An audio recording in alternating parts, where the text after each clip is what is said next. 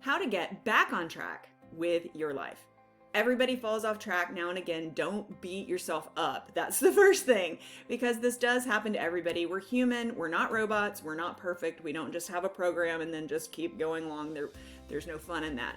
We're supposed to experience difference. We're supposed to experience contrast. We're supposed to experience different things so that we can enrich our life. But when you fall off track and you're not accomplishing what really feeds your soul, what makes you happy, or what you're supposed to be accomplishing, then we need to make a few tweaks, and that's what we're going to do today. I have a 6-part list of things for you to know and to do, to put into practice in your life, to examine, to snap you out of this rut and get you back on track for a happy and successful life. That's what's ahead, but first check and see if you're a subscriber here. And if not, click the subscribe button and the little bell so that you'll know when we drop videos like this to help you live a happier and more fulfilling life. I'll be right back.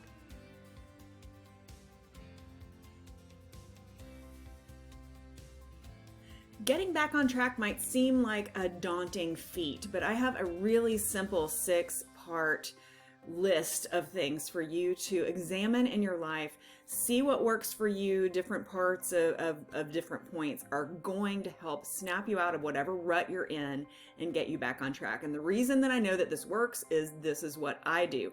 I recently just really fell off track right as the holidays came. I got really sick. I had a horrible stomach virus, and so did my daughter. It was just a very uncomfortable week to be in our house. We really missed one of the holidays because it overlapped that.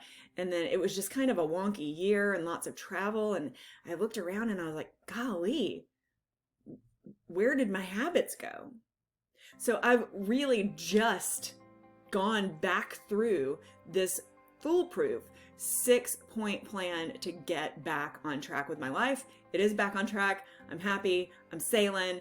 Everything's going great. So this has been recently retested, and I know that it is successful. And a couple of other people who I know, my friends, know what I do for a living. And they're like, hey, help me, because it happened to them too. They're doing it and it's working for them. So I know that this can work for you. All right, first, pen. I have several pens here and some paper. Take some notes, because you're not going to remember all this. Our brains were not meant to just automatically remember all this information unless you're one of those very talented people with an eidetic memory, which I am not. So take some notes. If you don't have a pen and paper to take notes with, then open up the comments section and take notes in the comments. They will always be here for you, especially if you give a thumbs up and add this to your liked videos. Okay. Number 1, this is very, very basic. There's 2 parts to this because the first part might not really work for you depending upon how you do habits. But number 1, you have to schedule your habits in. For me, if I literally don't plot my exercise time on my calendar, it ain't happening. It's just like my appointments with my clients. I prioritize those. I prioritize picking up my child from school. Those things are literally on the hard landscape of my calendar. So if it's on my calendar, I know that I will do it. If you're going to put things on your calendar and then ignore them, that obviously won't work for you. So the second part of this is, if you're one of those people that will ignore the stuff on your calendar, then go ahead and set up the habits that you know that you want to have. So exercising, drinking water is a big one. A lot of people aren't hydrated enough.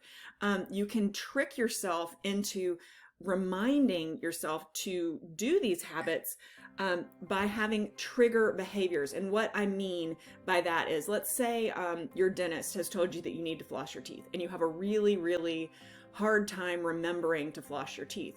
Well, your trigger behavior for flossing could be brushing. So you place your dental floss right next to where your toothbrush is. And so you see those two things together, and that tricks you into building that behavior back in. I recommend gratitude to you all the time in almost every video.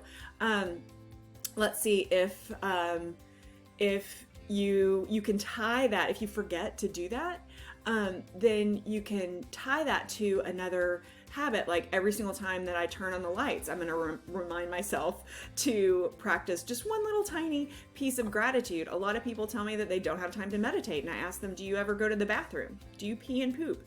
Because everybody does. You can actually use that time as a reminder to meditate. Other people who say I don't have time to exercise, I've told them to use potty breaks. Every time you go to the bathroom, Do your potty break squats. Do 10 squats. You know, when you're done doing your business, when you're done doing what you got to do 10 squats. You will be surprised how those little tiny pieces of activity will help you build back in the habits. All right, so that's number one. You got to schedule it. And if working with your calendar won't work, then tie it to trigger behavior. Number two, stick to your schedule. Stick to your schedule. And if you can't just build all these things back into your schedule and poof, it just works for you. It did for me this time because I wasn't off track for that long. But if you've been off track for a while, it's hard to stick to that schedule again. Then do it in minute ways. So for example, I was just coaching somebody last week who has this huge monthly report that he's got to do, and he gets caught up and then it ends up being late. And I said, well, what is the monthly report about? And he said, well, it's everything that we've done that month. And I said, oh, great. Break it up into smaller pieces. Do weekly reports for yourself. And by the end of 4 weeks, you've got your monthly report, poof, done. Okay. So not enough time to do a whole assignment. Do part of it. Don't let the vast state of what you have to do stop you from making a little bit of progress, because a little bit of progress is still progress. Not enough time to work out. I just gave you my potty squat, my potty break squat trick. Set a reminder. Set a reminder for yourself. Trick yourself into sticking to your schedule. And even if you say, well, I really want to work out for 60 minutes a day or 30 minutes a day, but you only have 5, great. Okay, take the 5.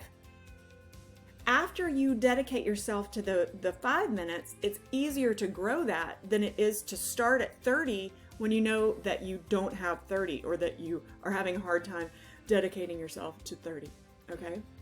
These seem like they're really tiny and insignificant, but over time, these tiny little behaviors will grow. Just like a seed in the ground, it grows.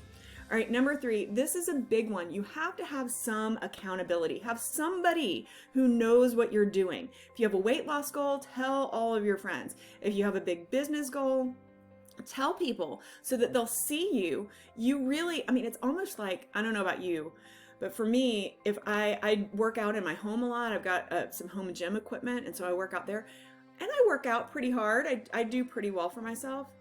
But when I'm in a gym class, when I'm in like a cardio class at a gym or a yoga class at a yoga facility or teaching or whatever, and eyes are on me, I kind of go a little bit more above and beyond. I think that's just human nature. So make sure that you have somebody who knows what your goal is. Years ago, I wanted to get my body fat percentage down, and I told everybody, here's what it is now, and here's what I want it to be. Why? Because I wanted everybody to know what I was up to. I wanted everybody to know what my goal was, because knowing that if I failed in my goal, I mean, they wouldn't really know if my body fat percentage was in a certain percent range, but just mentally knowing that other people knew what I was working on changed my resolve to stick to it. Okay, so let's say that you don't have a lot of friends or family around to have this accountability. Check the description of this video. We've got a group on Facebook. You can tap into it. It's called The Gilded Life. Start your journey. Go in there. Make a post. Tell us what's going on. Your coaches are going to respond to you. I'm in there. Kendra's in there. Sean, Jenny, all of us are in there. And then there's also other community members. If you ask us to hold you accountable and ask you for your progress, I promise we're going to do it.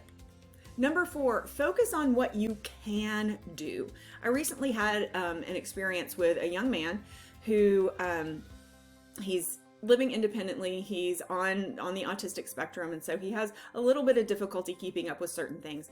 And he had just really let his life go. His home was disgusting. I mean, it was smelly, and he would just kind of sit there in it, and it was just getting worse and worse. And when I asked him why, he was like, it's just so big. So I talked to him about the whole breaking things up into smaller bits. And that has seemed to work for him. But he was like, it's just so big, and I don't know how to do this thing, and I don't know how to do that thing. And I said, but, and this is our point number 4, what do you know how to do? Focus on what you can do and not on what you can't do. Focus on a tiny thing that you know is possible for you instead of the vast majority of things that are overwhelming or impossible, seemingly impossible for you to do. It's a really, really good way to get started and to stay on track. Little tiny things every single day that you can do. What can you do? Well, he could take the sheets off of his bed and wash them and remake the bed, and all of a sudden the bed's clean. He did know how to run the vacuum cleaner. He did know how to run the dishwasher. There were different things that he did know how to do, but all of these things, literally all of these things, had piled up and piled up, and he was living in filth. So instead we made a list of all the things that he can do, and then he started doing them because he scheduled them, he made trigger behaviors, and he had somebody to keep him accountable. And sometimes you do need a coach to keep you accountable, depending upon your strengths and your resources and things of that nature. Do not ever focus on the impossibilities. Also, sometimes the things that you think are impossibilities aren't impossible. Number 5, this is so important. Coach Sean and I just did a video recently on it. Forget about perfectionism. There is no perfection. Nothing is perfect. It doesn't matter if things are perfectly done. Do it as well as you can, and then move on to the next thing that, as point number 4 said, you can do. And number 6, this is huge. This is huge. Get rid of triggers. What is a trigger? If you are trying to lose weight, junk food might be a trigger. Maybe it's carbs, maybe it's dairy, maybe it's something like that. Don't bring it into the house. If it's getting your work done and you get distracted by social media, or you get distracted by video games, or you get distracted by whatever, do away with that thing. Turn off the social media notifications or delete it completely. I completely lost one of my social media accounts. It was a 14-year-old Facebook account. It got hacked. The hackers did something horrible. Facebook completely deleted the profile, and I got off social media completely for a while. I'm back on, so I can help you guys in the Gilded Life group.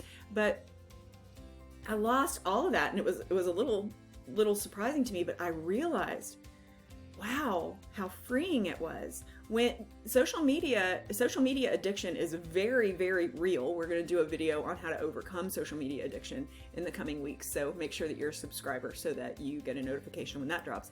But it made me realize, do I have an addiction? I don't know if it's all the way to an addiction, but am I spending too much time there? Yeah. And so I became more productive because of this seemingly negative thing in my life that was a little shocking at first. It showed me that I was spending too much time there and I could be so much more productive otherwise. Get rid of the triggers. Get rid of the triggers.